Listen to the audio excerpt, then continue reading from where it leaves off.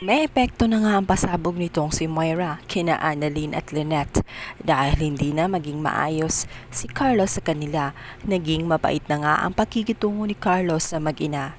Isang araw nang makita nga ni Lynette ang kanyang anak na tela matamlay, nilapitan ni Lynette at nang hawakan nga niya ni medyo mainit, sinabihan niya si Annalyn na magpahinga muna dahil mas mahalaga naman ang kalusugan sa katawan kaysa sa trabaho. Napansin agad yun ni Carlos kaya agad naman siyang lumapit sa mag-ina at sinabihan ni Carlos na kaya umano lumaki ang ulo ni Annalyn dahil binibaby niya umano. Lahat daw ng gusto ng anak ay sinusunod agad nitong si Lynette.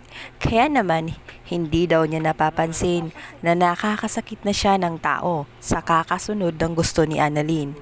Nagulat man si Lynette sa sinabi ni Carlos pero iniintindi na lang niya si Carlos dahil batid niyang dahil nasaktan si Carlos sa mga larawan na kanyang nakita. Samantalang ito nga si Giselle ay nag-disagree sa mga ginagawa ni Carlos. Noon pa man ay inis na siya sa pag-uugali ni Carlos. Lalos pansin din ni Giselle na ayaw ni Carlos sa kanya.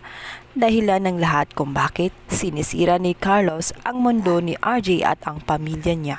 Kung ating napapansin, may choice naman talaga na layuan niya itong si Lynette dahil ramdam niya hindi naman siya manhid na talagang hindi siya mahal nitong si Lynette. Pansin niya na kay RJ pa rin ang puso nito, subalit dahil may lihim na galit ito sa kay RJ, is niya itong magdusa. Dati pa man nung nasa med-school pa sila, dahil hindi makasungkit ng top 1 nga ito at palagi lang siyang top 2. Pagdating din sa karera ay mas nangunguna nga si RJ dahil sa likas na talino at galing sa larangan ng medisina. Si Doc Lyndon ay may natuklasan sa lihim nila. Itong dalawa pala ay magkapatid sa ama. Hindi alam ni RJ dahil hindi kinikilala ng pamilya Tanyag si Carlos pagkat anak lang siya sa labas.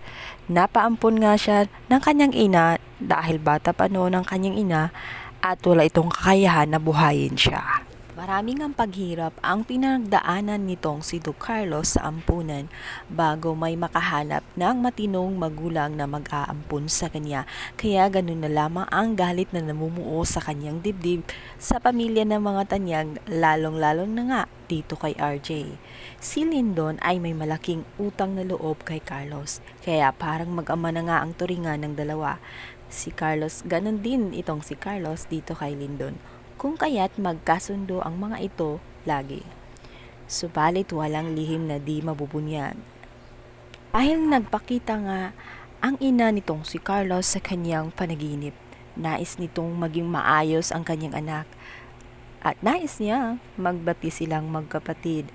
Nais din na ng kanyang ina na ilantad ang katotohanan na lihim niya kay Zoe para harapin ang kasalanan at tanggapin nga ang konsekwensya sa lahat ng mga nagawa niya.